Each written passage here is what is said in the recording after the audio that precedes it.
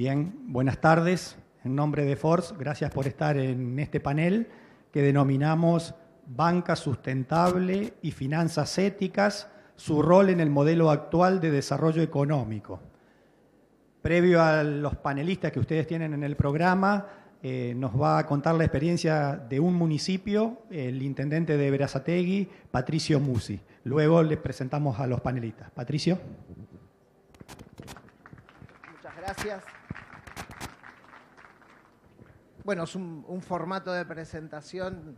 Soy un poco más casero normalmente hablando con mis vecinos de Berazategui. Acá muy cerca vamos a ver dónde queda Berazategui y van a poder vivir en imágenes mientras yo les cuento lo que fue y lo que es la ciudad. Me acabo de encontrar a una fotógrafa que me dijo que era de Berazategui, pero que ahora es de Capital, pero que sigue teniendo su domicilio en Berazategui por el cariño y el afecto que le tiene a la ciudad. Berazategui era así, de ese color, blanco y negro, pero era realmente en blanco y negro hace 20 años atrás, y que en algún momento van a ver que a la mitad de las imágenes cambia de color. Berazategui cambia de color, literalmente cambia de color. No solamente en sus fotos, sino en la mirada de su gente. Y esto no tuvo que ver con obras públicas, por eso no venimos a contar una serie de obras públicas en Filminas que nos han llevado a ser una ciudad desarrollada, sino contar mucho más que eso, que tiene que ver con una historia de vida y con una historia de amor y de arraigo hacia esa ciudad que era industrial, que era un apéndice de Quilmes y que hoy es Berazategui. Cuando yo tenía 16 años, si una chica me preguntaba en un boliche de la costa, ¿de dónde sos?, mis amigos y yo decíamos de Quilmes. O si no, decíamos, ¿viste Quilmes? Bueno, la otra, la que sigue. Porque cuando decíamos Berazategui nos miraban feo, nos miraban fulero, o nos decían, no sé dónde queda, o peor aún nos decían, ¿dónde está la cloaca? Por eso, no transformarle el color a la ciudad tiene que ver, obviamente, con una buena gestión que acompañe, como en el fútbol.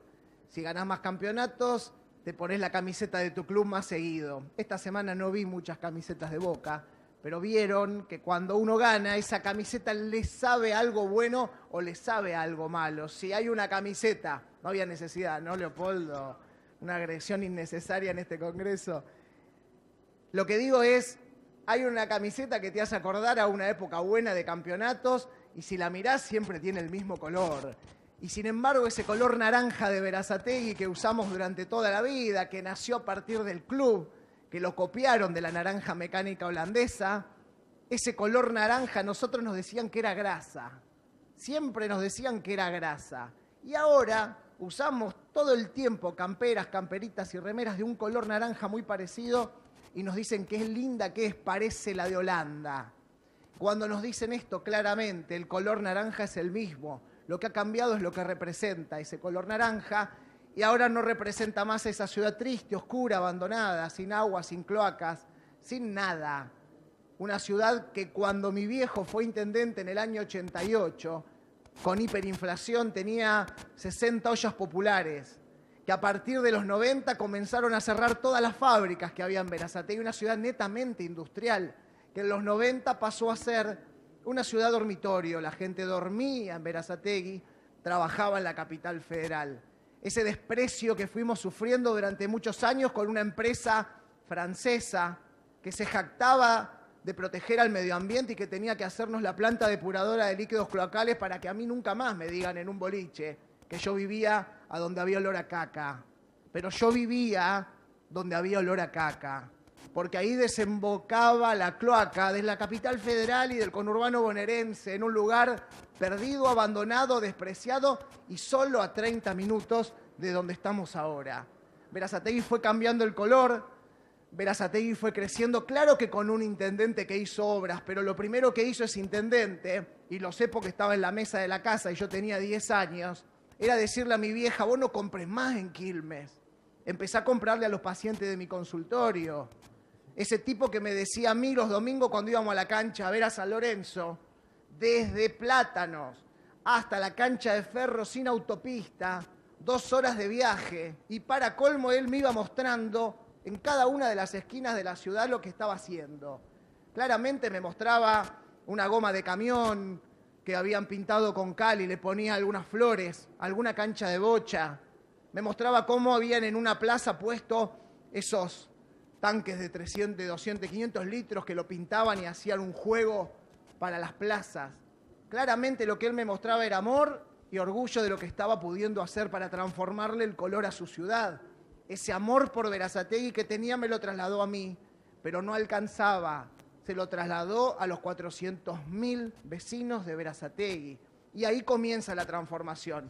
No es que mi viejo no hizo una oficina de responsabilidad social porque era un pavote. No hizo una oficina de responsabilidad social empresaria porque no había empresas. Entonces, ¿qué oficina iba a ser? Si lo que administrábamos era pobreza, si la gente discutía por tener un empleo y ahora discutimos la paritaria.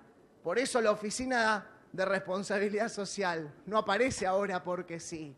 No es un producto de la magia y mucho menos de que yo me haya avivado de los que antes no se habían avivado. Es una consecuencia a estos años que a partir de 2003 un presidente cambió la historia porque mi viejo remaba en los 90 para un lado, estatizaba la basura, estatizaba el alumbrado público, estatizaba el agua y las cloacas, y en la nación se privatizaba el agua, se privatizaba la autopista y el correo. Entonces Berazategui resistía remando para allá, pero la ola venía para el otro lado. Entonces nos quedamos ahí resistiendo o retrocediendo menos o avanzando muy poco, pero resistiendo. Por eso cuando el agua vino a nuestro favor a partir de 2003 con un país que se reindustrializó, la correntada vino para nuestro lado y salimos volando. Y por eso Berazategui tiene 12 parques industriales. Y por eso Berazategui tiene una ordenanza que prohíbe los hipermercados, prohíbe que se instalen cadenas de grandes hipermercados en la ciudad. Hasta el día de hoy, hace 20 años, protegemos el comercio minorista y duplicamos la cantidad de comercios. Entonces nos dieron 20.000 puestos de trabajo, más los 20.000 puestos de trabajo de los parques y de los mini parques. Se empieza a hacer un círculo virtuoso en el cual cada vez nos vamos animando a más. Y hoy tenemos hasta una inmobiliaria municipal, una agencia de viajes municipal, donde compramos al mayorista y vendemos a los vecinos al costo y en cuotas, sin cobrar comisión, pero te vas animando y aparece la responsabilidad social en la agenda de un intendente que hasta hace algunos años solamente tapaba pozos, cambiaba lamparita y le daba agua a la gente. Y comienza a aparecer otra agenda, la de la seguridad, la agenda de la construcción de la vivienda digna, la agenda del reordenamiento urbano y obviamente del medio ambiente. Una agenda nueva llena de discusiones que hasta ese momento no estaban en la cabeza de los intendentes. Y suele pasar que las clases más altas quieren ayudar a las clases bajas y lo único que tienden a hacer es pensar que necesitan una bolsa de comida o quieren ayudar al comedor del barrio o una bolsa de alimentos. No, lo único que quieren es trabajar. Es lo que quiso mi viejo cuando nació en un rancho de Hudson, con sus papás analfabetos, se tomaba el roca, iba a trabajar a la Esñafa, que cerró en el 82 con Martínez de Oz y que volvió a abrir con Néstor Kirchner como un parque industrial. Y ese negro Musi, al que le llamaban con desprecio negro Musi, se pudo convertir en doctor Musi, médico, el primer estudiante de la familia y del barrio, que pudo ir a La Plata y sentarse al lado de otros que lo miraban raro porque el negro Musi se había sentado en la Facultad de Medicina y quería ser médico. Y fue médico, y es médico, trabajando en la Esñafa y escapándose a la hora del almuerzo para poder leer los libros de medicina y tomarse el tren, llegar a la facultad pública, gratuita e igualitaria, que quizá los platenses y los porteños no valoren tanto como nosotros, porque la tenían cerca de su casa, pero ahora nosotros tenemos a la Jaureche. La Jaureche, una universidad de las nuevas universidades públicas que nos permiten a todos nosotros poder estudiar cerca de casa. Y ahora nace la oficina que a partir de la semana que viene está funcionando, que tiene que ver con la responsabilidad social, que viene a articular la tarea del público y del privado y esa desconfianza que hubo siempre de qué hace el privado y el Estado no se mete, y qué hace el Estado y el privado no se mete. Para nosotros los intendentes, que tanto tiempo escuchamos hablar de responsabilidad social, o por lo menos en mi caso, me costaba mucho lograr entender a qué se refería, hasta que me empecé a dar cuenta que no lo va a hacer nadie si no lo hace el Estado. Y que nosotros acudimos a Force por la experiencia. Claramente todo lo que hacemos en el municipio primero lo probamos con alguien que ya lo ha hecho para luego adoptar los mecanismos y hacerlo nosotros mismos. La explicación es simple y lo voy a decir con todas las letras. Me ha pasado hace muy poco tiempo, habíamos modificado la tasa de seguridad e higiene alrededor de la autopista y sobre todo en los barrios cerrados.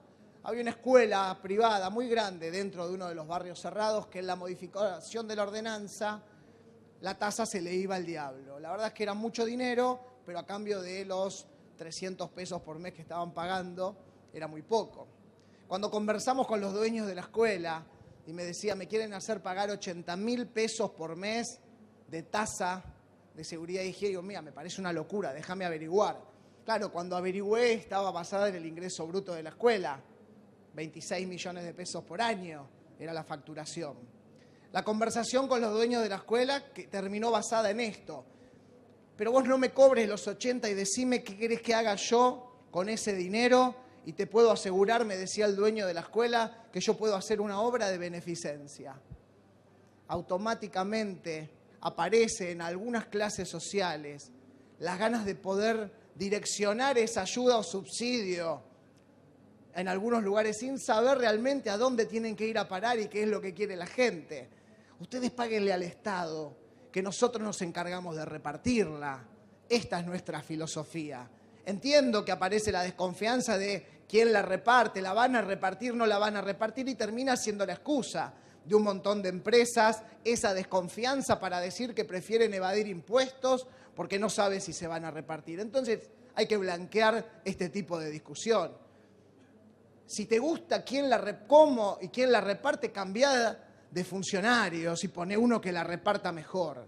Pero la tiene que siempre repartir el Estado, porque es el Estado el que sabe para dónde se dirigen esas políticas, porque sabe el Estado a dónde se tiene que inyectar el dinero, porque sabe el Estado a dónde tiene que direccionar para que se creen más puestos de trabajo, porque el Estado sabe que tenés que atender la salud, la educación, la seguridad, y que no siempre es poner más policías, sino quizá poner un parque industrial más. Y ahí tiene que estar el Estado en el medio, como está el Estado en el medio cuando un hipermercado quiere venir, instalarse y fundir a los miles de almaceneros del barrio. ¿Quién lo va a defender al almacenero si no es el Estado? ¿Quién iba a darle la posibilidad a mi viejo de estudiar gratis si no era el Estado? ¿Por qué no se lo pagó la empresa? ¿Por qué no lo invitó a mi viejo al Negro Musi de Plátano, la fábrica en la que trabajaba? ¿Por qué no lo invitó a ser médico? No, fue el Estado el que le dio el título gratuito de médico. Fue el Estado el que lo dejaba viajar en ese tren estatizado en ese momento cuando Perón lo fabricaba en la República Argentina. Por eso tiene que estar el Estado en medio para direccionar cuál es esta responsabilidad. Y es el Estado, no soy yo. Es el Estado, son los tres poderes del Estado, esa es la población, son las entidades intermedias las que tienen que participar y direccionar a dónde va la ayuda de la responsabilidad social. La discusión es esa. El modelo todos lo tenemos que mantener para que se siga repartiendo y el Estado, junto con las empresas que nos ayuden a distribuir mejor la riqueza, vamos a hacer todo lo que aún nos falta. Yo les agradezco mucho. Hace algunos años atrás me hubiesen invitado a este lugar a venir a hablar de Berazategui solamente si en ese lugar se hablaba de pobreza. Qué lindo que podamos venir a contarle al resto de la República Argentina que una ciudad en blanco y negro hoy está en colores, que un gobierno nacional le hizo la planta depuradora para que dejen de estigmatizarnos y que en unos días más la legislatura de la provincia de Buenos Aires nos ha declarado a nosotros capital provincial de los parques industriales. Y eso no lo hace un intendente, eso lo hacen los vecinos que muy responsablemente nos acompañaron en los últimos 20 años para que ya cuando alguien me pregunte de dónde soy, yo diga, Minga de Quilmes, yo soy de Berazategui. Muchísimas gracias.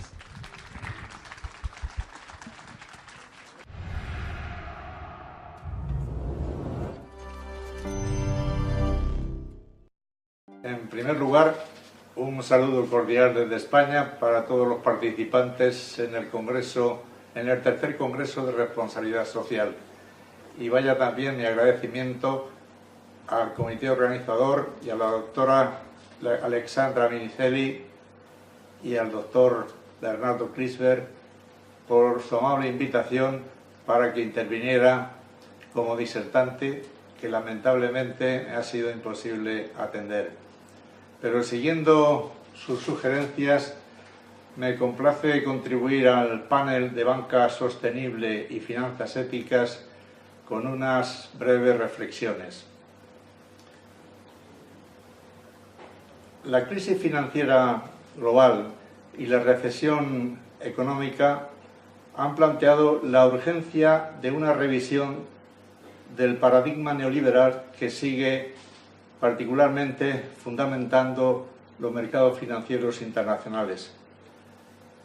Por tanto, creo que pueden señalarse como dos objetivos prioritarios. Uno, restablecer la regulación y la supervisión públicas de las finanzas globales con el fin de que sirvan a la economía productiva, a la economía real, que es la que crea riqueza, empleo y permite la cohesión social. Dos, lograr la exigencia efectiva de comportamientos éticos a todos los operadores de los mercados del dinero. En este sentido, el teólogo suizo Hans Kuhn lo ha expuesto de una manera muy clara en un libro del cual he extraído una cita que recojo en la primera página de mi último libro.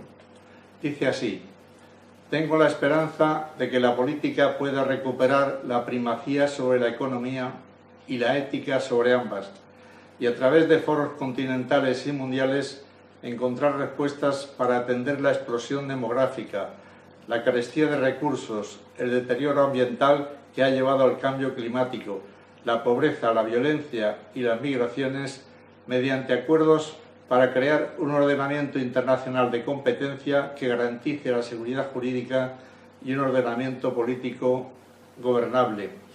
Además, vincular los flujos financieros internacionales a objetivos económicos reales de crecimiento y ocupación y no de especulación. Pues bien, los conocidos fondos buitres representan esos flujos especulativos internacionales desvinculados de la economía productiva, como analizo y documento en este libro sobre los fondos buitres Capitalismo Depredador, que ha sido editado en Madrid y en Argentina por Capital Intelectual. Desde que la política de los Estados Unidos, siguiendo las directrices de Wall Street, transformó los préstamos bancarios a los estados en productos financieros comercializables, financieros poco escrupulosos abrieron una línea de negocio sobre el endeudamiento de los países en desarrollo de América Latina y de África. Y actualmente esos negocios han llegado también a las economías más endeudadas y más vulnerables de la Unión Europea. Como ustedes conocen bien, Argentina es un caso paradigmático que sufre la incalificable sentencia del juez Griesa, que refleja el poder del grupo de fondos buitres de Paul Singer. Pero en la eurozona, en estos tiempos, estos fondos buitres también representan una amenaza real sobre las economías endeudadas, devaluadas, y sobre todo ante las posibilidades de reestructuración de deuda soberana, no solo de Grecia, sino también de otros países más endeudados y concretamente los países del sur de Europa. Esperemos que en la ONU siga avanzando la propuesta argentina para que una regulación global de las reestructuraciones de deuda soberana elimine los abusos y los riesgos que suponen los fondos buitres. Muchas gracias. Bien. Nuevamente, gracias por estar en este panel. Vamos a poner aquí en común lo que denominamos nosotros las buenas prácticas. En la apertura del Congreso, tanto la doctora Minichelli como Bernardo Klisberg, como Lula, hicieron referencia a las malas prácticas de la banca. ¿Sí? Lula mencionó el caso de Lehman Brothers, que siempre se pone como emblema, ¿sí? de lo que no debe hacerse. Hoy en este panel de banca sustentable tenemos representados a los 3 actores de la responsabilidad social: las organizaciones de la sociedad civil, el sector empresario y el Estado.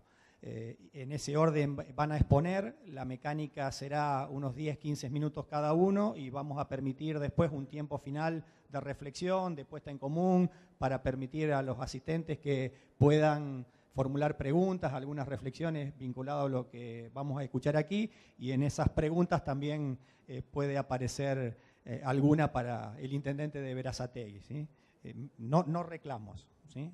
Solo reflexiones de responsabilidad social. Bien, como les decía, vamos a empezar por las organizaciones de la sociedad civil. Invito en primer término a la magíster Marta Beckerman, presidenta de Avanzar, que haga uso de la palabra. Marta. Muchas gracias. Bueno, agradezco a los organizadores la invitación para estar hoy aquí. Como se dijo recién, los efectos de la fe ciega en los mercados nos dio una situación internacional de generación de burbujas especulativas, desarrollo de fondos buitres, pero no solo eso, sino que paralelamente a esta situación de burbujas especulativas, nos encontramos con la falta de acceso al crédito para los sectores más pobres del mundo, digamos, ¿no? A los efectos de promover una mejora en su calidad de vida. O sea, nos encontramos con esta doble situación, ¿no es cierto? Burbujas especulativas y falta de acceso al crédito.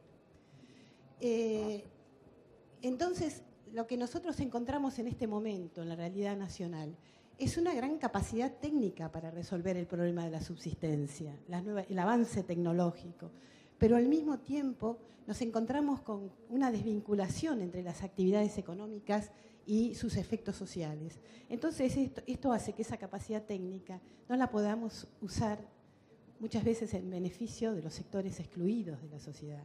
Esto es un tema que el capitalismo nos plantea en este momento, ¿no es cierto? Por eso nosotros necesitamos, yo hablo como representante de las organizaciones de la sociedad civil, el tema de la innovación social, ¿no es cierto? Nosotros ya sabemos que el fin de la pobreza no va a ser un resultado de las fuerzas automáticas del mercado. Entonces, como ciudadanos, tenemos que pensar cómo llevamos adelante proyectos innovativos para poder sacar a la gente de la exclusión social, ¿no es cierto? Y acá planteo los proyectos de microfinanzas, de pequeños créditos de acceso a sectores que no tienen acceso al crédito, que no tienen garantías. Entonces digo, ¿por qué las microfinanzas? Por un lado, porque hay fallas del mercado. Digamos, el mercado no le da crédito a la gente pobre. Y por otro lado, porque hay un problema de inequidad y de exclusión. Realmente hay gente que no ha tenido los medios de poder acceder desde su nacimiento, la formación y los medios para poder acceder al crédito. Entonces, nosotros tenemos que pensar en un modelo que permita sacar a la gente de la exclusión. ¿Y eso a qué debe apuntar? ¿Qué es lo que hace a la gente libre? ¿Qué es lo que le da la autonomía? Es la expansión de sus capacidades. Este es un tema clave. Eso es lo que le da libertad a la gente. Y yo en eso veo un diferente rol de los subsidios y los créditos, ¿no? Por supuesto que el subsidio por hijo es una cosa que no podemos discutir, pero también necesitamos darle a la gente capacidades, ¿no es cierto? Activos. Entonces, tenemos en la Argentina una demanda potencial de microcréditos, o sea, gente que no accede, tremenda, ¿no es cierto? Nosotros hemos hecho un estudio donde hemos visto que hay más de 1.300.000 microempresas pobres que no tienen acceso al crédito y que el grado de penetración de las microfinanzas es mínimo. En la Argentina es uno de los países de América Latina donde las microfinanzas avanzaron menos. Esto quiere decir que los sectores excluidos no tienen acceso al crédito.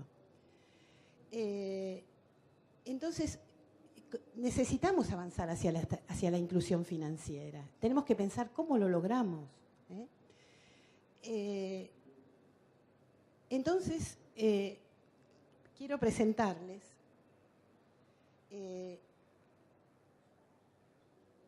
esta asociación que se llama Avanzar, hace 15 años que esta institución está funcionando, nació en la Facultad de Ciencias Económicas. Yo soy docente, profesora titular en esa facultad, y empezamos este proyecto en el 2000 ante el problema de la pobreza.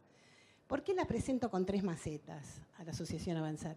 Porque Yunus, Premio Nobel de la Paz por su proyecto de microfinanzas, siempre dijo que la gente pobre tenía buena semilla, pero tenía una maceta muy pequeña. Entonces tenemos que pensar cómo nosotros logramos que esas buenas semillas, cómo podemos expandir las macetas de las personas pobres. ¿Cómo logramos esto? Entonces, ¿qué es lo que se plantea Avanzar? Como institución solidaria sin fines de lucro, apunta a mejorar la calidad de vida. ¿A través de qué manera? De transferirle activos a la gente. Porque para generar ingresos tenemos que tener activos. Generar activos es mucho más importante que darles un ingreso que hoy les sirve y mañana lo tienen que volver a pedir. ¿Cuáles son los activos que Avanzar le da a la gente? Les da microcréditos y capacitaciones, las dos cosas.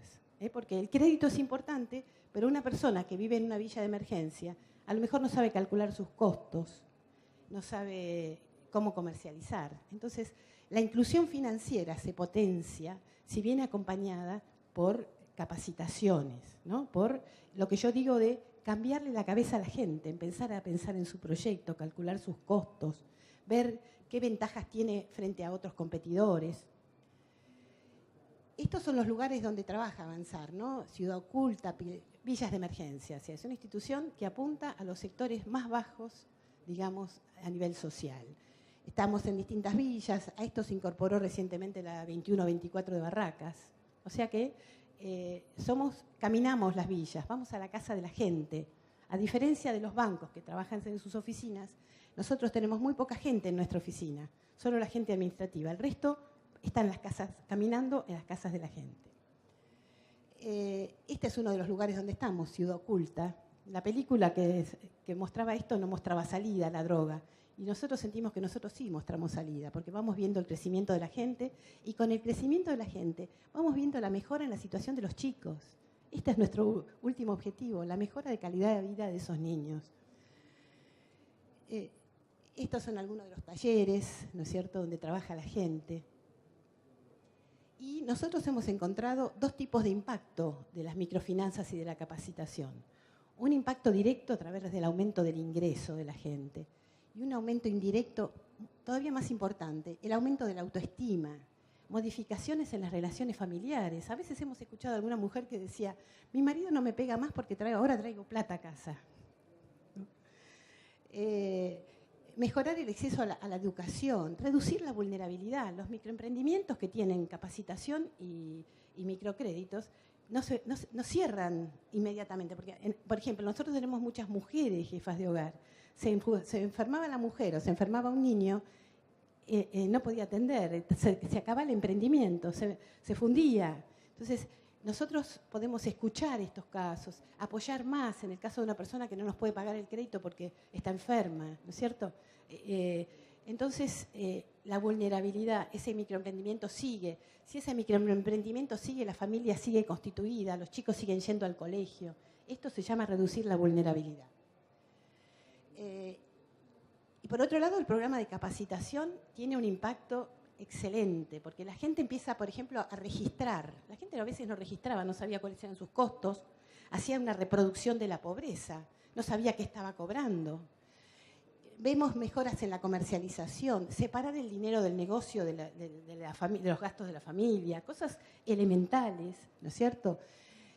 También nos ayudó a fortalecer nuestra institución frente a la gente, porque la gente siente que además de darle créditos los acompañamos, se fideliza la relación con nosotros. Y también hemos hecho articulaciones con empresas para empezar a generarles demanda.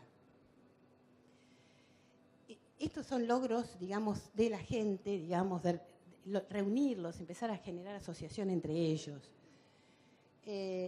¿Cómo seguimos con este programa? Este programa ya tiene 15 años y permanentemente estamos en la idea de innovación social. El próximo proyecto es un programa integral para empezar a subirlos al e-commerce, al comercio virtual. O sea, poner las tecnologías al servicio de la gente. Es decir, empezamos a enseñarles primero tenemos que hacer gestión, enseñarles a usar la computadora. Y para eso hemos creado nodos de Internet. Hay un nodo en la Villa de Piletones, otro nodo en Ciudad Oculta, otro nodo en Villa 20. Ahí tenemos computadoras donde les enseñamos a usar las nuevas tecnologías y los vamos subiendo al comercio virtual. Y les estamos enseñando. Al principio los ayudamos muchísimo nosotros y después se van autonomizando para poder vender, porque ellos tienen derecho también a poder vender a través de las nuevas tecnologías. Y salir de esto que es vender solo en ferias. La gente de las villas solo puede vender en la feria de las villas, donde hay una competencia tremenda y donde tienen cada vez que bajar más su precio y desvalorizar su trabajo. Y a mí me gusta mucho, pensando en todo esto, en estas palabras de Eduardo Galeano, a quien perdimos hace muy poquito, ¿no? Eduardo Galeano dice que mucha gente pequeña, en lugares pequeños, haciendo cosas pequeñas, puede cambiar el mundo. Entonces yo creo que proyectos como el nuestro, ¿no? Que está en estas villas, en esta zona, que es un proyecto pequeño, tiene que ser reproducido por mucha gente. Y lo que necesitamos tener es muchos proyectos pequeños para que veamos que la sociedad civil puede realmente colaborar con la gente que está excluida. Me gustaría mostrarles un breve video. Les pido, por favor, si lo pueden colocar, de 5 minutos. Y le ponen la herramienta en la mano, porque la herramienta principal es la plata.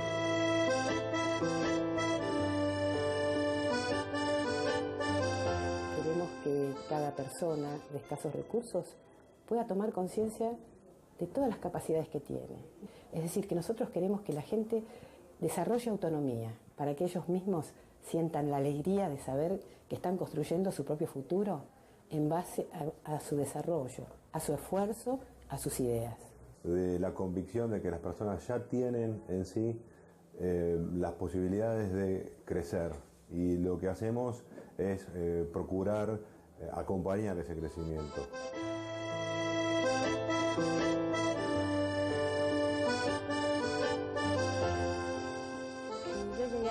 Cuando trabajaba en una sombrilla en la parte de abajo, debajo del puente, y trabajaba ahí en ambulante. Todos los días me trasladaba con un espejo, una silla y una sombrilla. Y adquirí mi primer préstamo. Y fui comprando con los créditos secadora, una máquina que me hacía falta.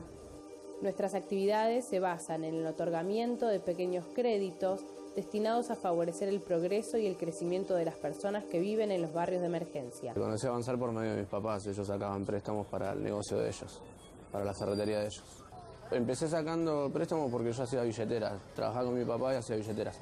Y después me volqué a esto. Ya cuando pude sacar un monto un poco más grande de Avanzar, fue que me largué con la ferretería. Nuestros profesionales imparten talleres sobre administración y gestión de negocios, análisis de mercados, costos, ventas, monotributo social y habilitaciones, en los que los participantes adquieren nociones básicas para mejorar sus emprendimientos. Más allá de esta dimensión educativa, los talleres ofrecen un espacio de encuentro e intercambio de experiencias entre los vecinos y ayudan a difundir la cultura y los valores emprendedores. ¿Qué te pareció? ¿Me gustó? ¿Te gustó? ¿Te sirvió? Sí, me sirvió de algo, me sacó alguna hora del profesor. Muy buena idea de venir así a los talleres, me ayuda a despejar algunas dudas. Está muy excelente y digamos una oportunidad más que nos da a nosotros que lo necesitamos mucho. Que a veces... Bastante instructivo. Capacitarse fundamentalmente porque es la forma de que el emprendimiento salga adelante. La capacitación para ellos es una mejora de calidad de cartera para nosotros. Hice un curso de depilación y con mi hija que es mamá, y lo hicimos el curso, así es que ya no solo yo adquirí el préstamo, sino también mi hija. Trabaja, es depiladora y le va muy bien. De esta manera, entre la capacitación y el microcrédito, se complementa la herramienta y una mejor utilización del dinero para invertir y aprovechar en sus propios emprendimientos. La concesión de un crédito y su monto se aprueban tras analizar la viabilidad del proyecto y valorar la capacidad del emprendedor para gestionarlo. Si nuestros asesores lo consideran necesario, se sugiere al solicitante que participe en las capacitaciones antes de continuar el proceso. La devolución puntual de los primeros préstamos permite acceder de manera progresiva a montos superiores que permitan consolidar y expandir el negocio. Y debe ser si no me equivoco, el 20, por lo menos por año 2 veces debe ser 20, crédito 20. Y en todo caso, siempre yo nunca saqué crédito, digamos, para darme un lujo, o comprarme un televisor, o comprarme algo. Siempre fui para invertir En Avanzar contamos con un equipo de especialistas dedicados a la identificación de empresas y compradores potenciales de los bienes producidos, con el fin de impulsar la integración de nuestros emprendedores en la cadena de valor. También brindamos asistencia técnica personalizada bajo la modalidad de tutorías que junto a las articulaciones con clientes resultan claves para el acompañamiento de los proyectos. Y eso es como que me abrió también de cómo yo tengo que hacer, cómo tengo que presentarme, cómo hay que hablar el tema del precio. Y tener un tutor que ya pasó por todo eso, que te sabe cómo guiar, que te sabe cómo, o sea, te da una idea de cómo poder empezar, eso es fundamental. La calidad que tenemos con la gente, porque no en todos lados se los trata con esa familiaridad que los tratamos nosotros y le dan el apoyo que le damos. En Avanzar trabajamos para que todos los emprendedores puedan cumplir sus sueños. ¿Cuál es mi sueño? Cada día hacer más grande mi negocio. Eso es mi sueño. Quiero cadenas de peluquería Diana. Esta es la peluquería Diana 1, después sería la segunda, la peluquería Diana 2 y así sucesivamente.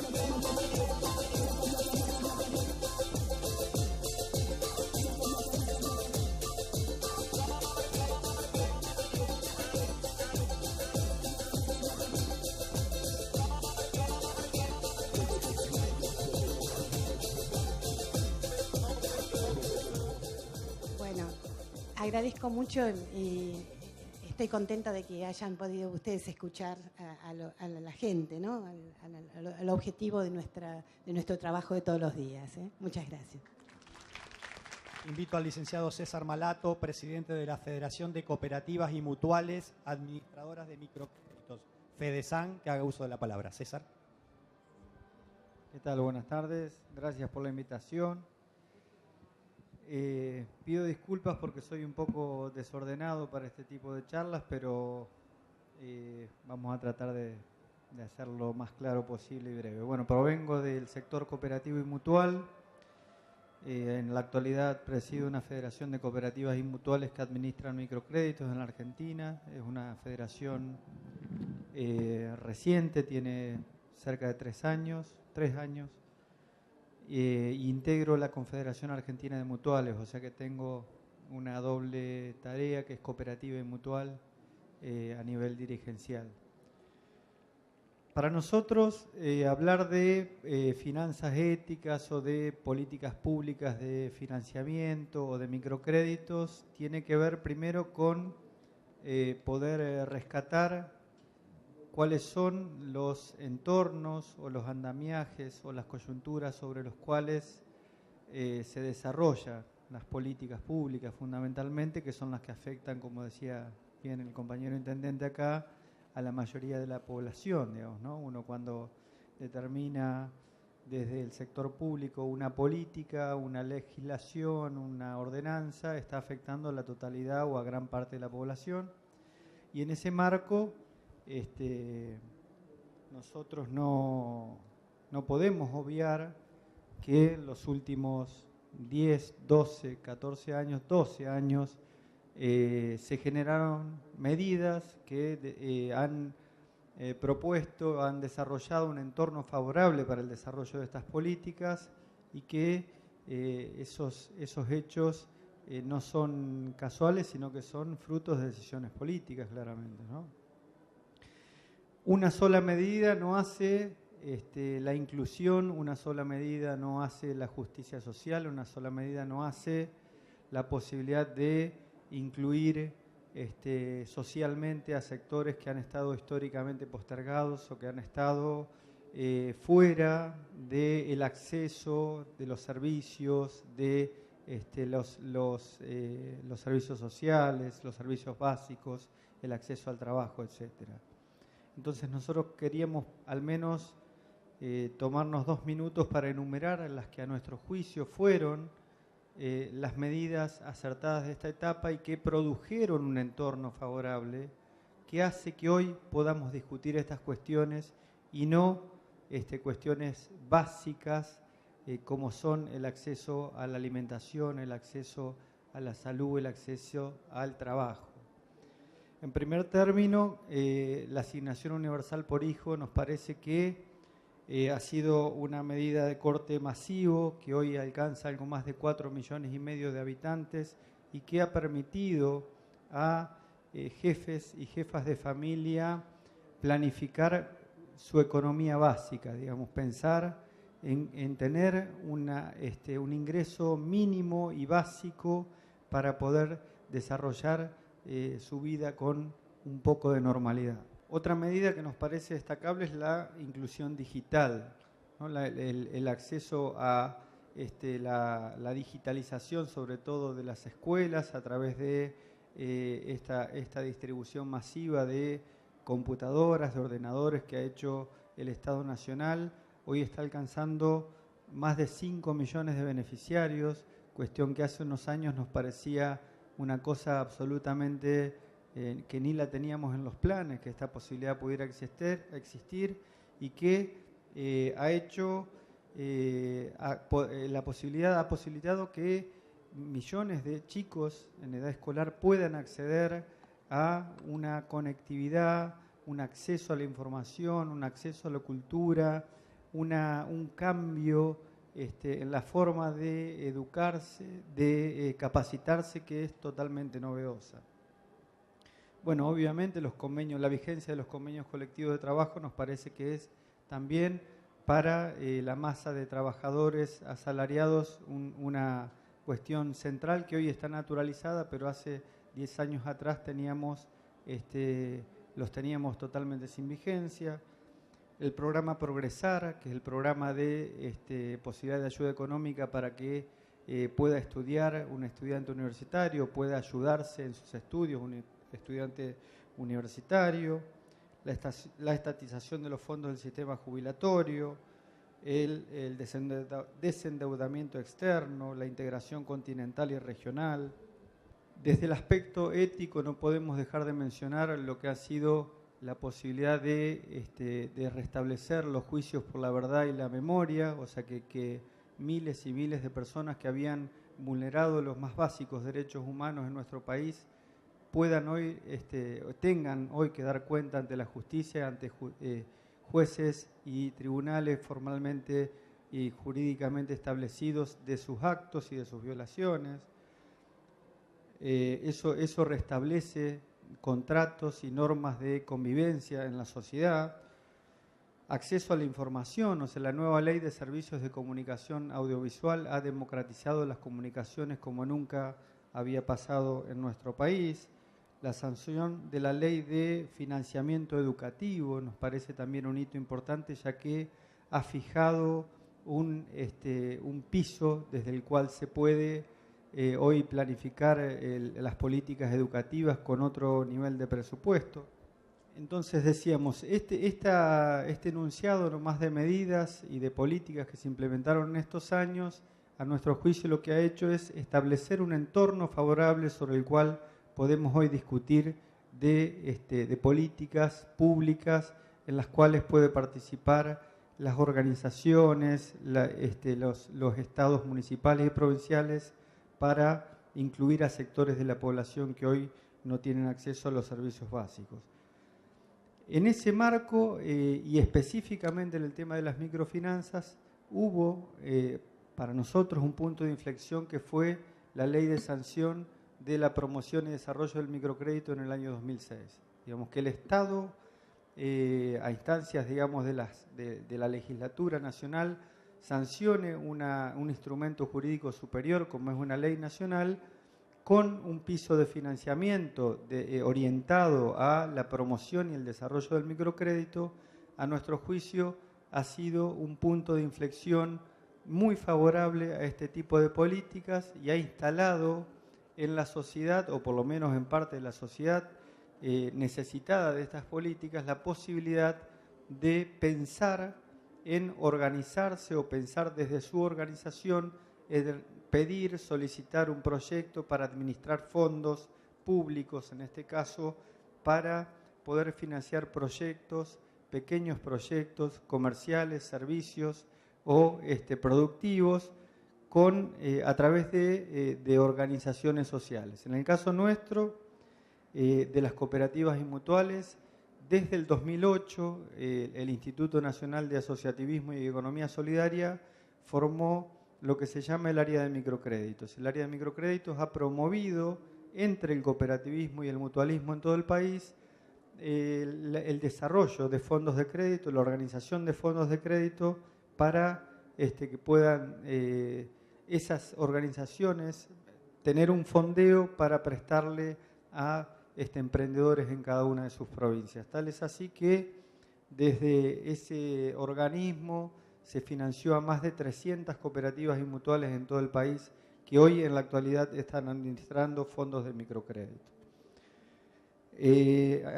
Esta ley nacional a nosotros nos parece que ha transitado una primera etapa que se ha instalado en el país esta temática a instancias de esta ley, fundamentalmente por lo que creemos de la política pública, y que necesita de retoques, necesita de discusiones que tienen que ser a nuestro juicio participativas para poder operar cambios en esa ley que la hagan aún más institucional, que la hagan aún más masiva y que pueda tener acceso democrático a la discusión de la forma de implementación, de la flexibilización para el acceso, de la posibilidad de que sea también con la participación de las organizaciones que se pueda acceder a este tipo de recursos. Como dijo la señora recién aquí, hay muchos sectores que necesitan de estos recursos. Estos recursos no pueden ser pequeños como son en la actualidad. Nosotros creemos que tienen que ser un recurso mucho más masivo que en la actualidad, mucho más importantes en cuanto a inversión pública, a partidas presupuestarias que puedan disponer los estados para este tipo de políticas. Este sector de la población, que por lo general se gestiona un trabajo por medios propios, o organiza una unidad de producción o comercial o de servicios por medios propios, o colectivamente con algún grupo de personas afines, tiene, como todos sabemos, imposibilitado el acceso al crédito por muchos motivos, ¿sí? Porque han transitado por etapas bastante difíciles de nuestra economía que los ha hecho quedar inhabilitados para el acceso al crédito por distintos motivos, o porque tienen una gestión de su unidad productiva, comercial o de servicios totalmente informal, por lo tanto no tributan con los tributos adecuados, no están inscriptos para tener una factura, etcétera, etcétera, y por lo tanto no son clientes habituales de los bancos porque los bancos no los tienen en cuenta. Entonces, este tipo de herramientas para nosotros son centrales para el desarrollo de estos proyectos y de este sector de la población, y genera una actividad económica que está absolutamente corrido del mercado, como habitualmente escuchamos decir.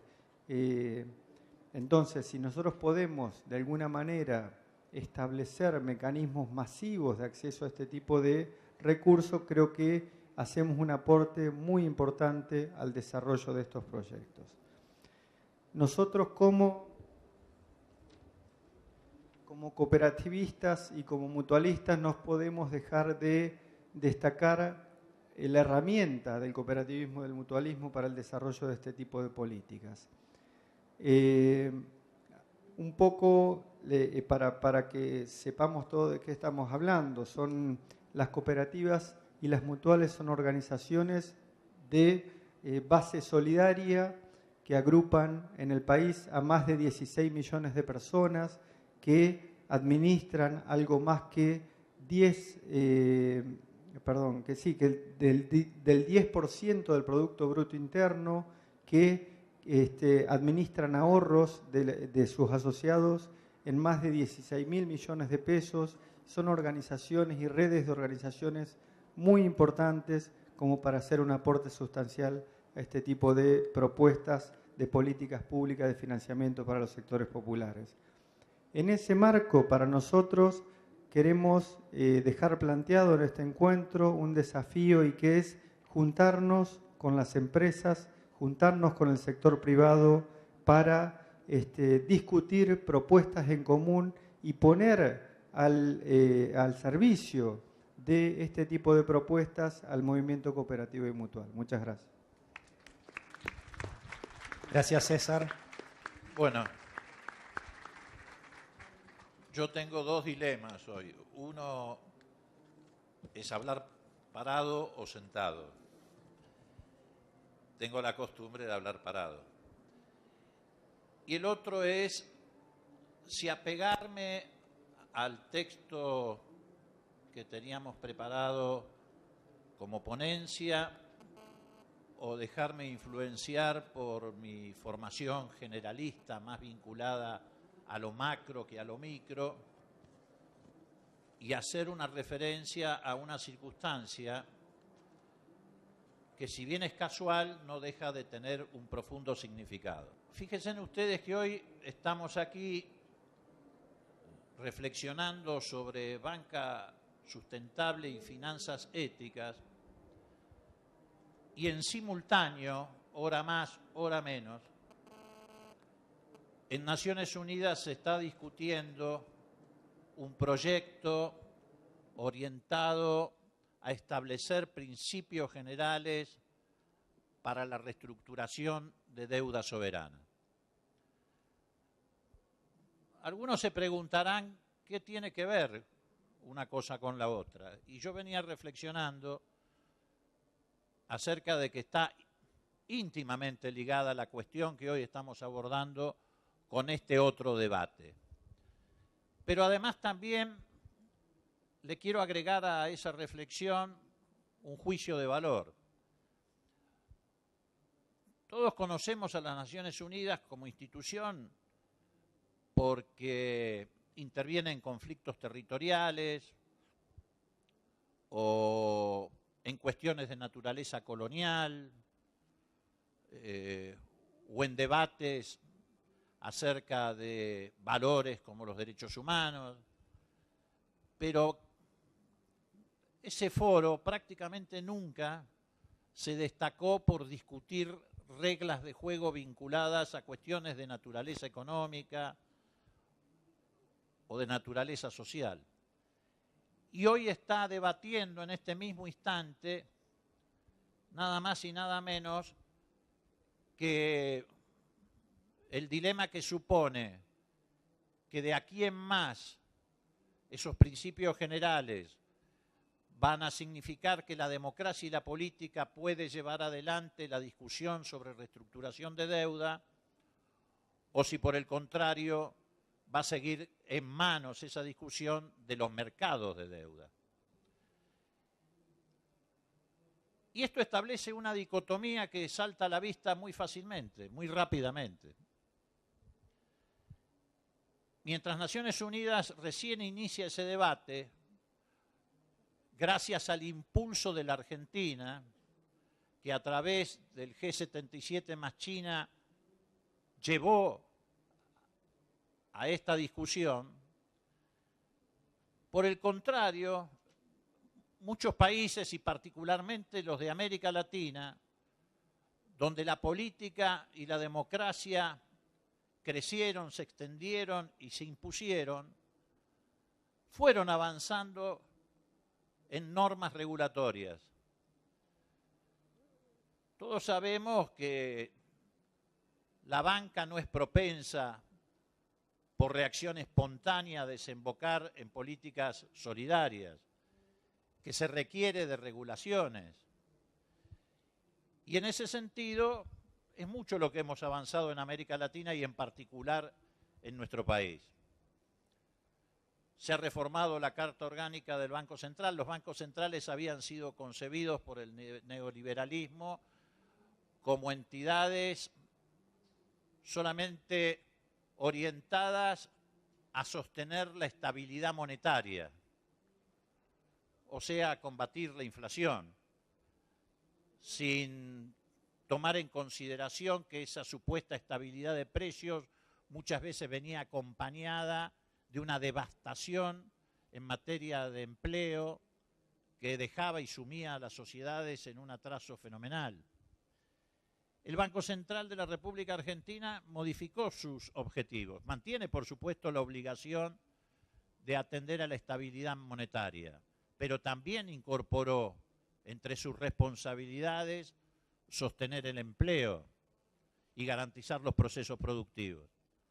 Por eso, en materia de orientación y regulación, a partir de esa reforma tan criticada en la Argentina por el neoliberalismo del Banco Central, se modificaron políticas que se ha traducido en líneas de crédito productivo que obligatoriamente la banca tiene que otorgar para ayudar al proceso de crecimiento y desarrollo. Primero, en la primera etapa fue un 5% del total de los depósitos, lo que los bancos deben invertir para posibilitar la adquisición de bienes de capital o instalaciones productivas. Ahora ha crecido, creo que este año se ha llevado al 7%, con una tasa anual del 18%, que sin lugar a dudas es una tasa más que accesible para aquellos que tienen que llevar adelante emprendimientos de esta naturaleza. También se incorporaron otros tipos de instrumentos a partir de estas reformas en la Carta Orgánica del Banco Central. Por eso fue tan dura la discusión acerca del rol que tiene que jugar el Banco Central. Detrás de esa discusión se escondía la defensa de intereses de sectores financieros que hace ya mucho tiempo han disociado la ética de la finanza, porque el fundamentalismo liberal llevó a ese tipo de disociación. Por esa misma razón, en Argentina y en el mundo, los sectores financieros alimentaban a individuos y países ricos, aumentando la brecha social y aumentando la brecha entre las naciones. En este caso, por ejemplo, el Banco Central ha puesto en marcha instrumentos como la cuenta gratuita universal, que significa que todas aquellas personas mayores de 18 años que no tienen otro tipo de cuenta bancaria tienen el derecho a acceder a este instrumento que les permite, como cualquier tarjeta de crédito, tener los mismos beneficios que otros sectores de la sociedad que pueden acceder o porque tienen una cuenta sueldo o porque tienen recursos en ahorro que les permite tener su tarjeta de débito. Y también ha llevado adelante una política de defensa del usuario, porque no hay ninguna posibilidad de ejercitar esos derechos financieros si no se los conoce.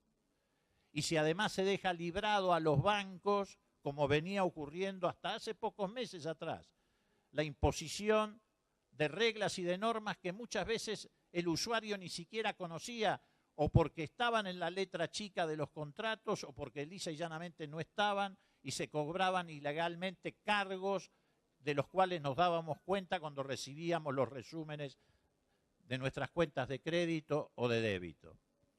Ahora, ese papel activo, que se puede ir extendiendo en muchos otros planos y no voy a enumerar para no aburrirlos, en realidad se neutralizaba por estas circunstancias que se viven a nivel internacional. Nosotros podemos tener bancos centrales fuertes, podemos tener regulaciones públicas significativas, podemos orientar el crédito, podemos llegar, algo que está en deuda todavía, a modificar el régimen de entidades financieras. Pero si no se produce un cambio en el plano internacional, de la noche a la mañana una acción como la que llevaron adelante los fondos buitres a través del juez Griesa, desbarata todas esas políticas, porque todo tiene que ver con todo. Y los procesos de democratización también tienen que llegar a los organismos internacionales. Por eso es muy importante este debate que se está haciendo hoy en Naciones Unidas. No porque de la noche a la mañana va a resolver estos problemas, pero abre una puerta, una discusión a partir de la iniciativa de la Argentina. Y no es la primera vez que la Argentina es un ejemplo en el mundo en el seno de Naciones Unidas. cada vez que hay gobiernos populares que llevan adelante políticas autónomas e independientes, la Argentina se ha destacado en el mundo en los foros internacionales. Hipólito Yrigoyen en 1917 resolvió retirar la delegación argentina de la Sociedad de las Naciones, que era la antecesora de Naciones Unidas, porque decía con una mirada anticipatoria extraordinaria que se le estaban imponiendo a los vencidos condiciones que los vencedores no iban a poder sostener y que esto iba a provocar una segunda guerra, cosa que ocurrió. Por eso tenía razón el otro día la presidenta Cristina Kirchner cuando dijo, contradiciendo a un historiador, que en realidad el fenómeno del nazismo en Alemania no nace con la inflación, sino que nace como imposición del Tratado de Versalles. Porque en esas imposiciones es donde está la raíz y el origen del conflicto que envolvió a Europa. Y también es cierto que la Argentina ha desarrollado políticas independientes en muchísimos otros planos. En Naciones Unidas nosotros logramos con el gobierno de Arturo Illia la resolución 2065 que declaró el estatus colonial de Malvinas y que hasta el día de hoy no es cumplida ni acatada por Inglaterra. Y lo cierto es que hoy la Argentina ha llevado al mundo el debate del rol de los organismos internacionales, porque esto es lo que en el fondo se está discutiendo. Si estos organismos que surgieron de Bretton Woods, el Fondo Monetario Internacional, el Banco Mundial, son organismos aptos para sostener el desarrollo en los países de la Tierra. Y es evidente que no, que hay que reformularlos, que hay que democratizarlos. ¿Por qué? Por una sencilla y elemental razón. No hay responsabilidad social sin democracia. No hay responsabilidad social sin patria.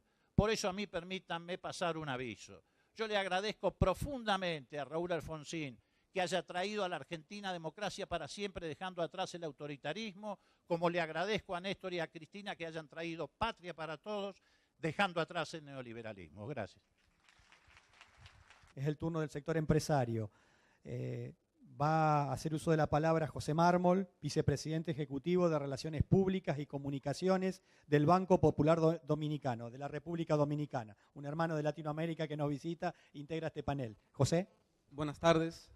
Quisiera agradecer a la doctora Minicelli y al doctor Klicksberg la invitación que junto a todo el equipo técnico de organizadores de este evento nos han cursado para poder compartir con ustedes un momento esta tarde, parte de lo que hacemos.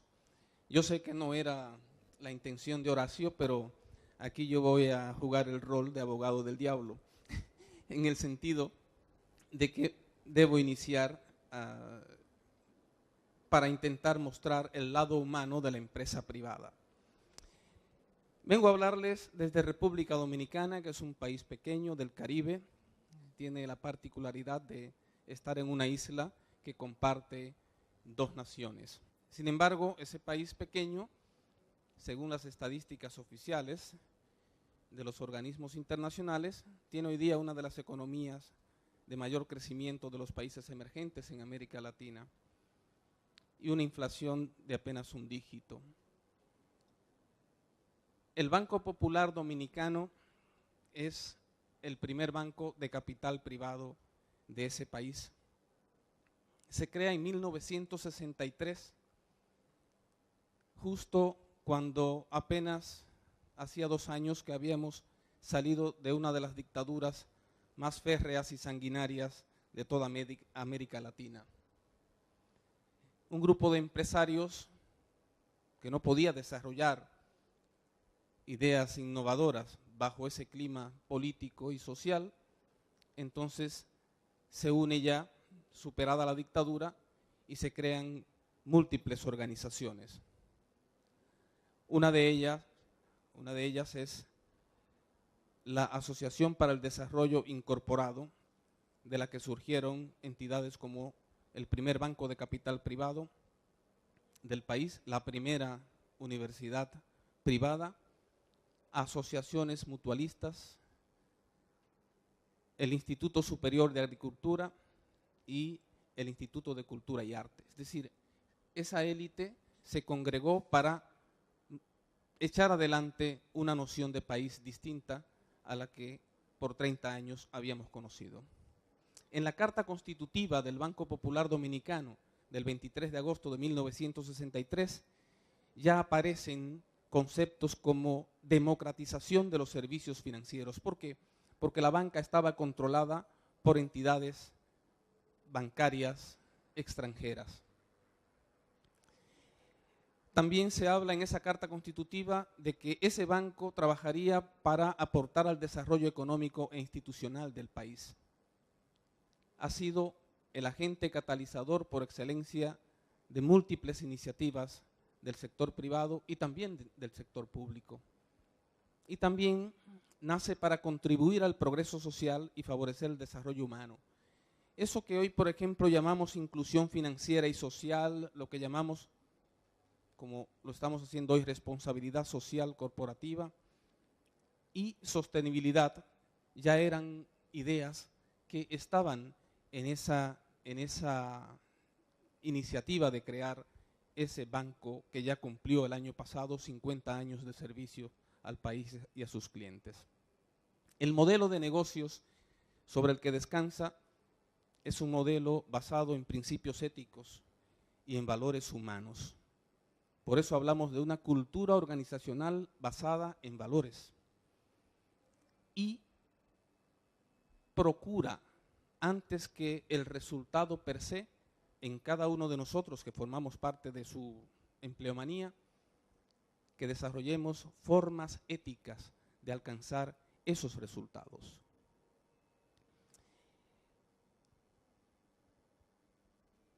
El portafolio de productos nos permite a nosotros una interacción con distintos espacios sociales de la organización, de la sociedad, perdón.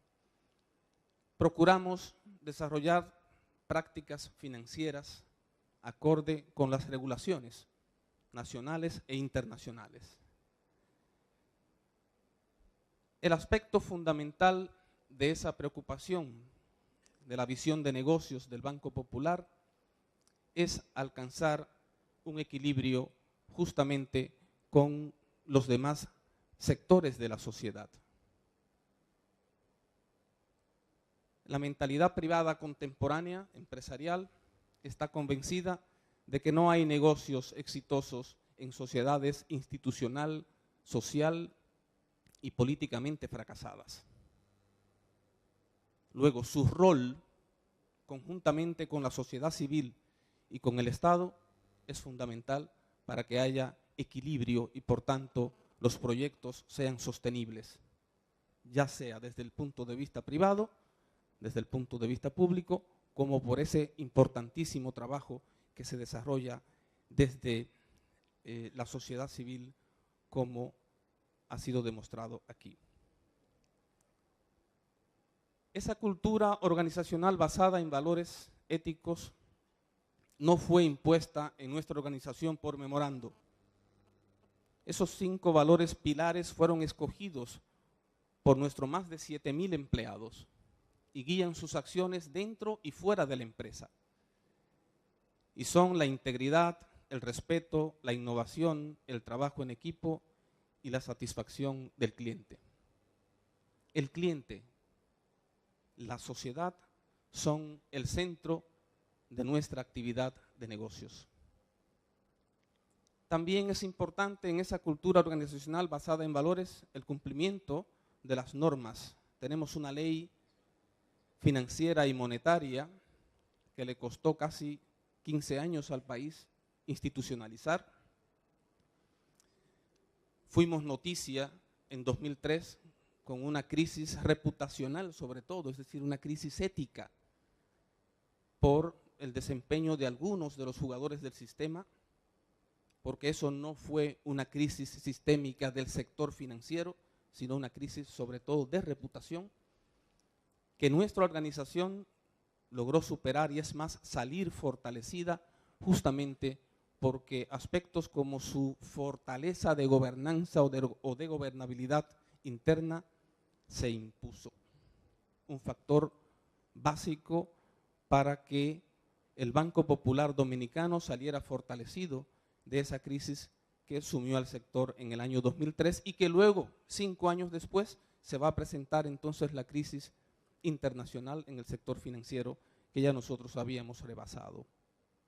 En base a las resoluciones de Basilea II, nosotros establecemos esos 10 principios de gobierno corporativo que van desde directorio responsable e independiente, protección de los derechos de los accionistas, fundamental para nosotros, la aplicación y reconocimiento de las normas sobre transparencia, manejo de conflictos de interés, debido cumplimiento, régimen de auditoría, control interno y riesgo, responsabilidad social.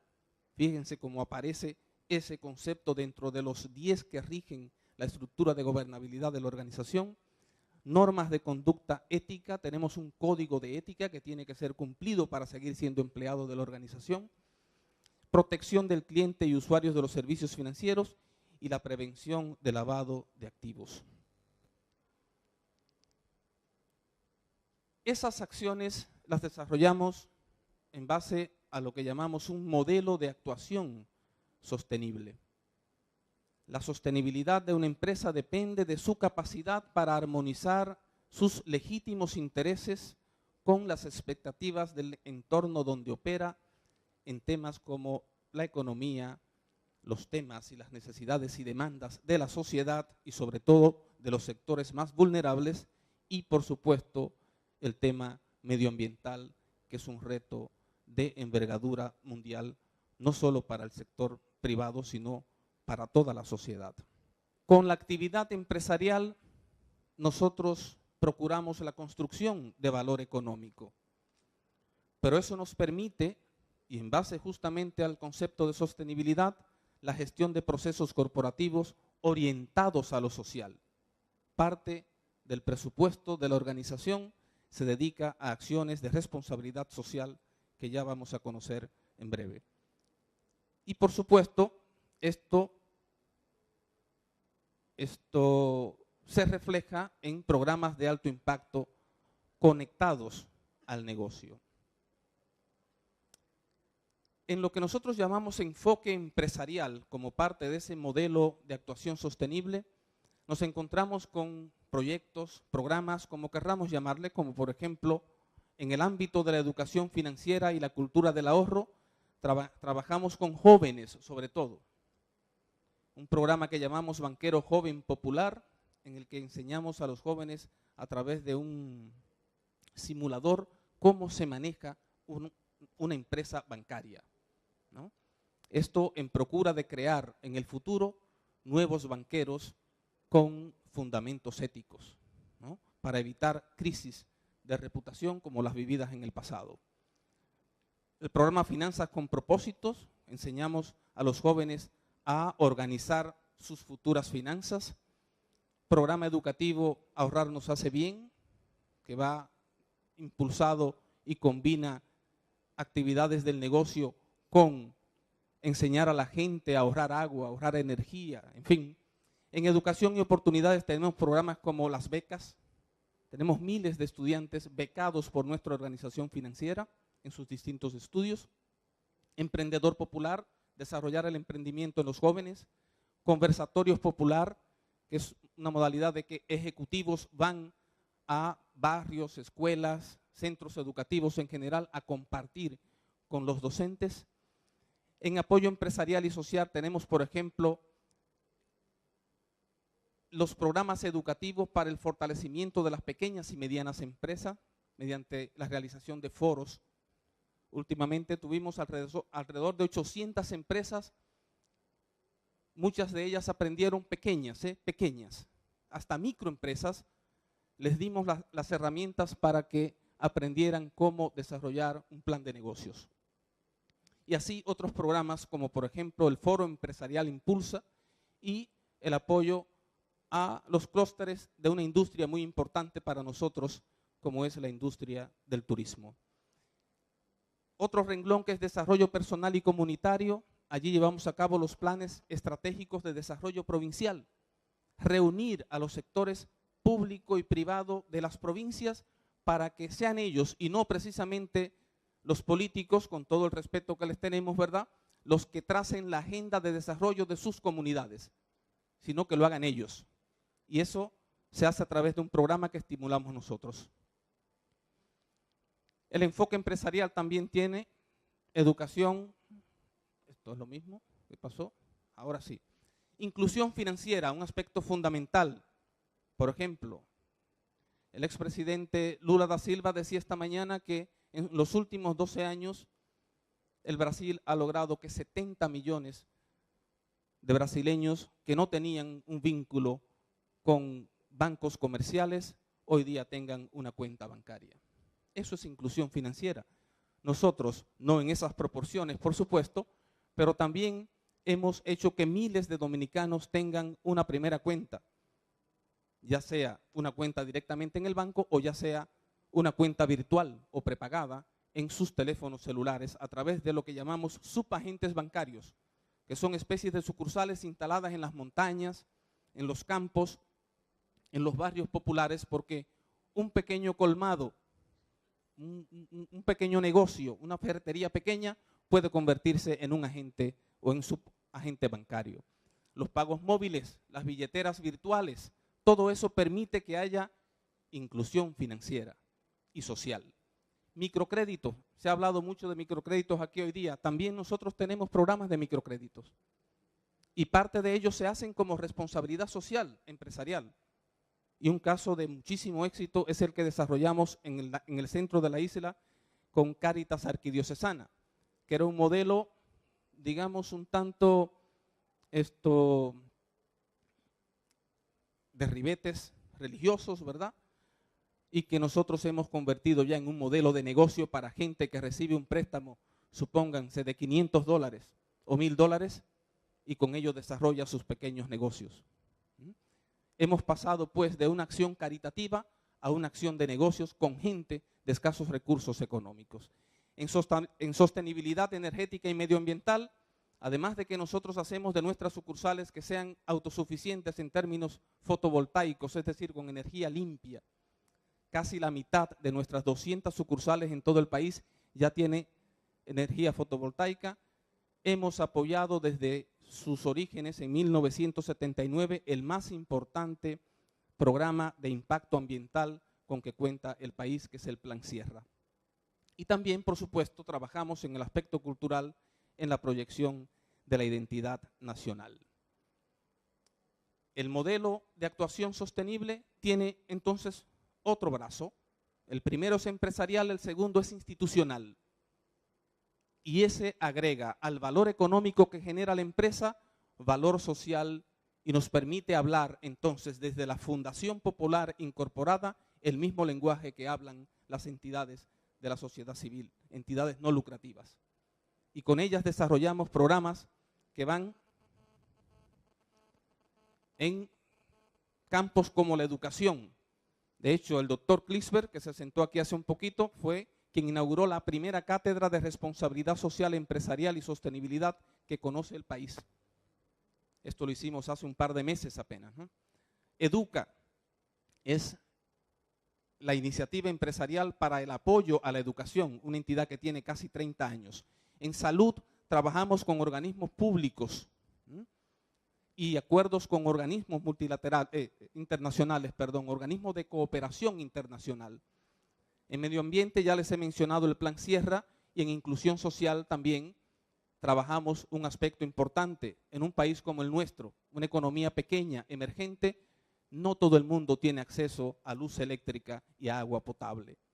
Nosotros, a través de fundaciones en el interior del país y en sitios muy remotos, construimos acueductos que funcionan con gravedad y los construyen los propios comunitarios, y también construimos mini hidroeléctricas que funcionan igual con turbinas movidas por la caída del agua por gravedad, y así gente tiene luz y agua potable que nunca en sus vidas habían visto.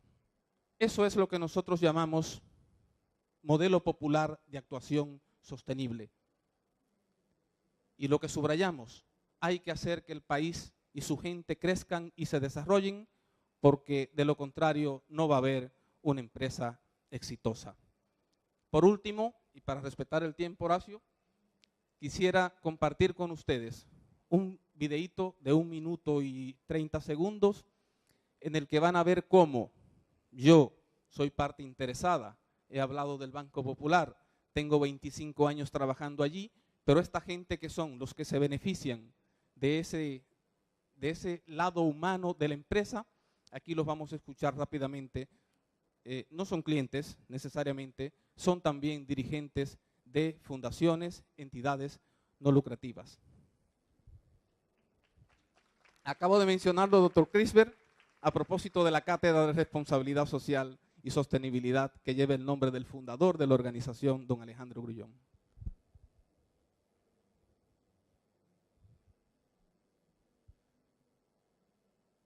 A ver si vemos ese videíto que es muy corto.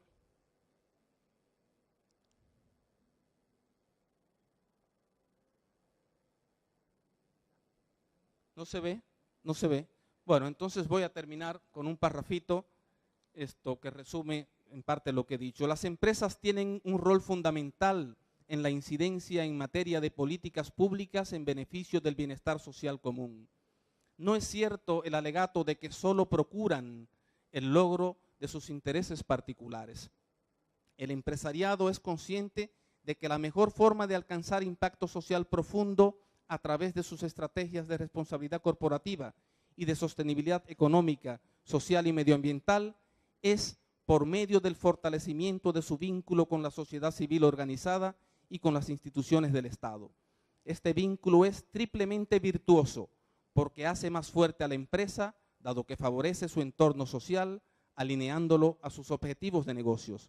Hace también más fuerte al Estado, porque cuanto sus políticas públicas obtienen consenso y afianzamiento democrático, y también hace más fuerte, por último, a la sociedad civil, dado que su accionar se transforma en equilibrio de intereses, en inclusión social y en crecimiento económico y humano en amplias capas de la misma sociedad. Muchas gracias.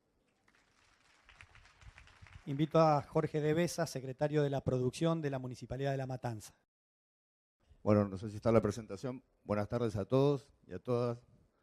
Bernardo, la verdad que va a ser medio difícil hablar con un maestro como Bernardo Clisber.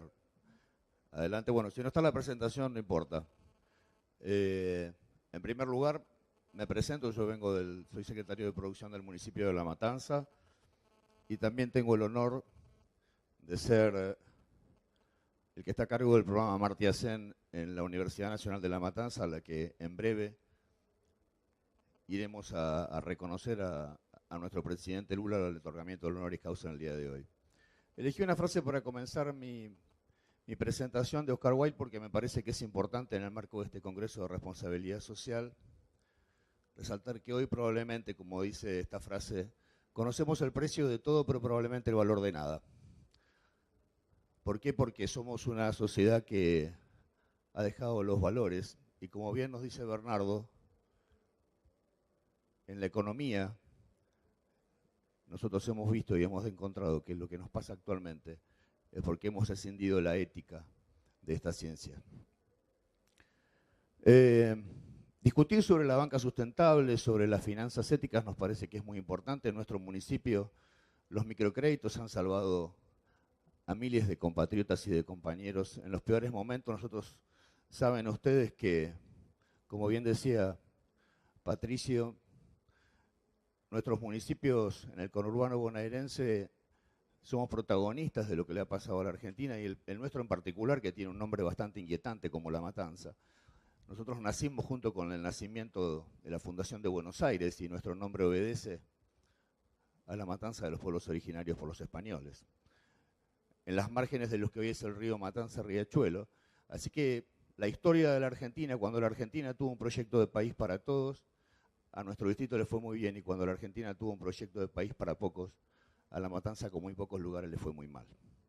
Así que nuestra historia está asignada por eso, y desde ya que las microfinanzas, las bancas, digamos, los microcréditos han formado parte de la posibilidad de rescatar a miles de matanceros en la peor crisis que vivió la Argentina y que en nuestro distrito nos llevó casi a la disgregación por completo.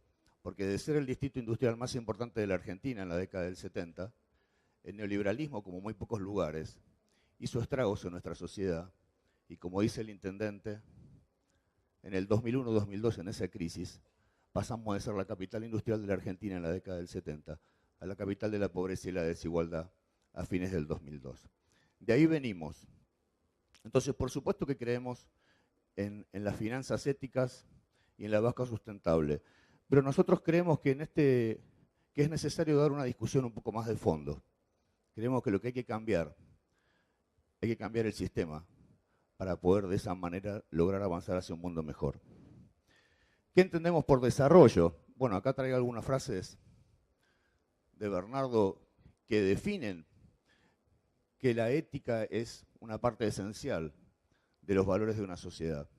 Como contraposición a lo que dice Bernardo y lo que dice Amartya Sen, donde la ética en una sociedad forma parte del sistema productivo, nosotros sabemos que aún hoy un modelo que continúa haciendo estragos en el mundo, como es el neoliberalismo, solamente pensaba en la maximización de los resultados. Esas políticas que se pusieron en marcha en Latinoamérica como campo de experimentación en la década del 70 y que paradójicamente necesitaron para pregonar el libre mercado las peores prácticas como las peores prácticas dictatoriales y que en nuestro país se hicieron presentes a través de la desaparición forzada de miles de compatriotas, aún siguen vigentes con las prácticas que se siguen llevando y que vemos en Grecia, que vemos en Francia. Bernardo hoy a la mañana se emocionaba y todos con él, con la vuelta al mundo de la xenofobia y el fascismo como pocas veces pensamos. Y es el capitalismo financiero el que de alguna manera nos ha llevado a esta situación. Así que nosotros creemos en un desarrollo donde la ética es el valor esencial de una sociedad. Por eso queríamos definirlo. Y traíamos acá una discusión, porque cuando se habla de la banca finanzas éticas y la banca sustentable, desde la economía pareciera que nos olvidamos que la economía es una ciencia social, que nació como economía política. La decisión de la ética y de la economía nos llevó a quitarle ese aditamento de política y de hecho muchos no quieren que hablemos de política en la economía y nosotros sabemos muy bien que si no hubiese sido por la decisión política de Néstor Kirchner, junto con el presidente Lula, aún hoy estaríamos siguiendo las recetas que nos llevaron desde el Fondo Monetario Internacional, desde todas las siglas, y que nosotros seguimos con muy poco a la peor de las crisis que vivimos en Latinoamérica. La economía es una ciencia social y nació, como bien dice Amartya Sen y como dice Bernardo, ligada profundamente a la ética. Pero ha sido el pensamiento único imperante de la década del 70, el que escindió la ética de la economía, el que nos hizo creer, y aún no hay muchos creen, que la economía no es una ciencia social, que es una ciencia exacta. Entonces nos reparten recetas infalibles, como fórmulas matemáticas, y que en realidad vemos nosotros los estragos que causan en la población. Los argentinos sabemos muy bien qué ha pasado. Entonces yo lo que quería traer una reflexión vinculado a, me parece bien hablar de finanzas éticas, pero tenemos que hablar precisamente de que para que eso ocurra, para que la ética esté en todo el sistema económico y financiero, tenemos que cambiarlo. Porque la pregunta es, si hay una economía social, ¿la otra economía qué es? Si hay una economía solidaria, la otra economía no es solidaria. Si hay finanzas éticas, las otras finanzas no son éticas. Entonces la discusión debería ser si cambiamos el sistema de una vez por todas. ¿Debemos proponer bancas sustentables, finanzas éticas o un cambio en el sistema financiero? Está claro que las finanzas éticas, bueno, el ejemplo del Banco Popular que Bernardo ha acompañado claramente es un ejemplo que a los argentinos nos gustaría ver más seguido. Tenemos el recuerdo aún hoy de los bancos que se habían extranjerizado en los 90 y cuando llegó la crisis del 2001 resulta que eran nacionales y no se hicieron cargo del problema y los argentinos no tuvimos que hacer cargo de las cuentas, como le pasa al mundo en la actualidad después del 2008, donde son las sociedades las que se han hecho cargo de las cuentas de los bancos y vemos tristemente como los jubilados españoles, los jubilados griegos, los inmigrantes son echados de esos países centrales. Entonces nosotros creemos que la banca sustentable y los microcréditos y las microfinanzas son un camino desde ya a transitar y que sin duda en un distrito como el nuestro, que tiene 26.000 monotributistas sociales, todos agentes que necesitan esos microcréditos, si no cambiamos el sistema financiero, sin esos ejemplos no podrían acceder a ningún sistema de crédito. Pero cayó el muro de Wall Street y aún hoy seguimos esperando que el sistema financiero cambie. Nuestra presidenta, en la reunión del G20, lo dijo con claridad, citando una frase de Albert Einstein: no podemos resolver los problemas haciendo lo mismo, tenemos que cambiar el sistema definitivamente. ¿Cómo hacemos para ir hacia un sistema financiero para un desarrollo con ética? En primer lugar, les digo yo que es bastante paradójico que los países centrales que nos venden a nosotros las recetas que tenemos que seguir adelante, como decía hoy nuestro presidente Lula, sigan siendo los que gobiernan el mundo con organismos nacidos después de la Segunda Guerra Mundial, pero en la cual ellos son los que deciden. Ellos gobiernan el Fondo Monetario, el Consejo de Seguridad de las Naciones Unidas, el Banco Mundial. Ahí nosotros no tenemos voz. Él lo decía hoy con claridad. Y paradójicamente, los paraísos fiscales, que como decía el profesor Vigueras, son el refugio de todo dinero mal habido que ha habido históricamente.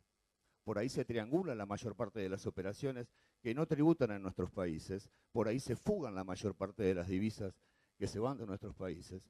Esos paraísos fiscales son propiedad de los mismos países centrales que nos dicen a nosotros qué podemos hacer y qué podemos dejar de hacer. Entonces, la falla ética para nosotros está ahí. No puede ser que nos den una lección de lo que tenemos que hacer y al mismo tiempo ellos sean el refugio de cuánto dinero mal habido hay. Y no hay que irse muy lejos. El estado de Delaware, muy cerca de Washington, es uno de los paraísos fiscales más grandes del mundo, donde la gran parte de las corporaciones se esconden ahí de la tributación de nuestros países. Así que nos parece a nosotros que la discusión debería ser, ¿por qué no decimos quiénes son los dueños de los paraísos fiscales? ¿Por qué no terminamos con eso una vez por todas? ¿Por qué no aplicar esos fondos al desarrollo y para no tener que pasar lo que pasamos cotidianamente? Como bien nos dice Bernardo, que más de 20.000 chicos cada día mueren en este mundo por causas evitables. Así que lo que nosotros creemos que lo que tenemos que volver a discutir es el rol de los organismos internacionales y el rol de la banca para que una vez por todas ponerlas al servicio de todos. En nuestro país, brevemente, como bien decía Leopoldo, hemos avanzado mucho. Casi nos cuesta un golpe de Estado sacar al presidente del Banco Central y cambiar la Carta Orgánica, pero tenemos que ir por más. Tenemos que reformar la ley de entidades financieras de la dictadura militar, que hay un contenido vigente y que no nos permite tener una banca de desarrollo y que no nos permite a las miles de pymes que nosotros tenemos, que Patricio en la capital provincial de los parques industriales como es Berazategui, por más que haga todo lo que haga, no puede lograr que la banca le preste lo que necesita porque esa ley condiciona la capacidad prestable de los bancos a nuestras pymes. Así que tenemos que seguir avanzando para los próximos 12 años de desarrollo que vamos a tener. En el cambio de las entidades financieras, tenemos que lograr la financiación a las pymes, tenemos que lograr también institucionalizar todos estos cambios. Nosotros, Leopoldo habló de su pertenencia política y nosotros, junto con Patricio y otros compañeros, pertenecemos a un proyecto que en breve cumplirá 70 años y que puso al hombre en el eje de la escena, porque nosotros creemos que el hombre tiene que ser el destinatario de todas las políticas y sobre todo las económicas. Así que creemos que hay que construir un nuevo paradigma, hay que institucionalizarnos. Creemos nosotros que hay que dar el debate necesario en la Argentina para reformar la Constitución, no para reformarla para reelegir a nuestras autoridades, simplemente, sino para institucionalizar los cambios en política económica necesarios que nosotros tenemos que incluir. Y por eso esta construcción de este paradigma desde Latinoamérica hacia el mundo lo venimos mostrando. La verdad que yo estoy muy emocionado de poder participar de este congreso nuevamente. Le agradezco a Lali, le agradezco a Bernardo. Agradezco compartir con todos ustedes este panel y esta tarde con ustedes. Escucharlo a nuestro presidente Lula hoy tan emocionado como a Bernardo con la emoción, sinceramente nos alienta a seguir trabajando todos juntos, como lo hacemos desde La Matanza. Que gracias al esfuerzo de todos, desde fines del año pasado, de la capital de la pobreza volvió a ser la capital nacional de la producción y el trabajo, y nosotros queremos seguir trabajando para que los próximos años, 12 años de desarrollo argentino, seguir incluyendo a cada uno de los habitantes de nuestro suelo que tiene aún necesidades insatisfechas. Muchas gracias. Bien, voy a simplemente redondear con algunas ideas que se expresaron aquí. Lo que hemos podido escuchar son lo que nosotros denominamos casos de buenas prácticas, ¿sí?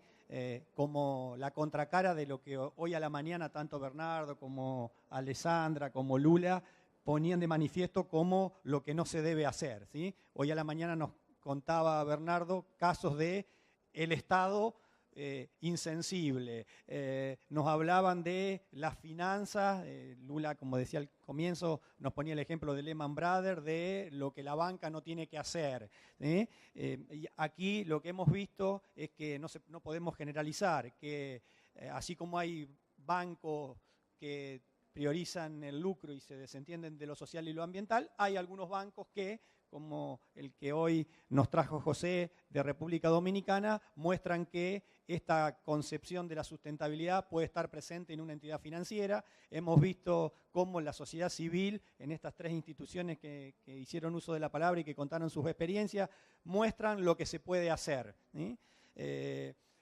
Cuando hablamos de responsabilidad social y de estos tres actores, siempre destacamos que, y rescato la propuesta que hizo César Malato de la Federación de Mutualidades, diciendo, invito a los otros actores, a los otros sectores, a que trabajemos juntos.